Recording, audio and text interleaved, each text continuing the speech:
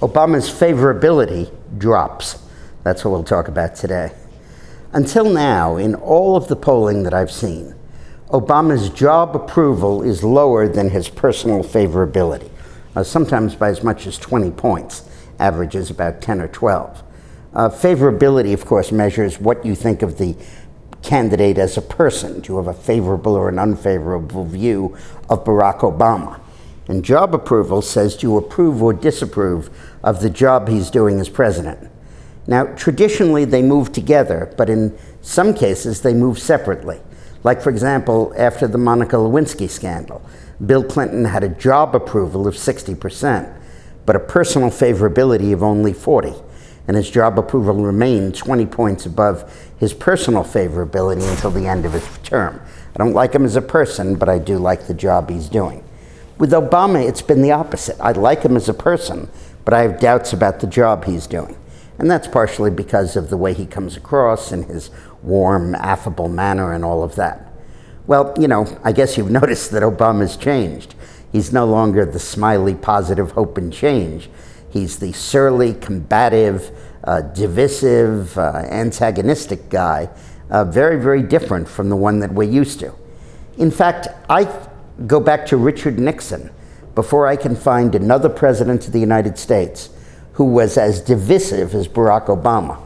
Nixon always condemned the student protesters and said, I represent the silent majority, and he condemned the, he spoke about the white backlash, by implication condemning blacks, and based on a strategy really of racism and opposition to young people, he marshaled his vote. Obama's now doing the exact same thing, only in reverse. White people are often the enemy, Anglos are often the enemy, old people are the enemy, bankers, rich people, the 1%, he's got a whole long list of enemies. Well, that is causing him to pay a price in his personal favorability, and that is really astonishing. In the polls that I've seen in the last couple of days, his job approval is down to 45, and his personal disapproval is up to 45, the same level. Whereas before, his personal disapproval or unfavorability was in the 30s. Now it's moved up to 45.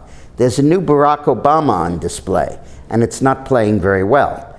Now, Romney's task is to be the sunny, optimistic alternative to Obama. And while Obama's busy talking about class warfare and pitting some Americans against other, Romney needs to be the voice of unity. But it's a fascinating development, what's going on. Now, because of the anniversary of the bin Laden shooting, Obama, I think, is in for a couple of days of good polling. I think it'll fade after that. In a sense, it's the reciprocal of the bounce the Republicans used to get off September 11th anniversaries. And he doesn't deserve it, but he's going to get it. But I think he'll come back to earth, and I think the underlying polling will really hurt him. I guess you know that a week from tomorrow, Eileen's in my new book, Screwed, comes out. And it's about how China and Pakistan and Saudi Arabia and the United Nations, foreign aid, and the European Union are ripping off the United States, plundering our economy, and how our leaders are helping them do it. So go to dickmorris.com and you can order a copy of the book, which will then be sent to you as soon as it comes out a week from Tuesday. But you can also click and order a signed bookplate, which I'll personalize to your names and sign myself, and we'll mail to you, and you'll actually probably get that a few days before you get the book you can put it in. Thanks a lot.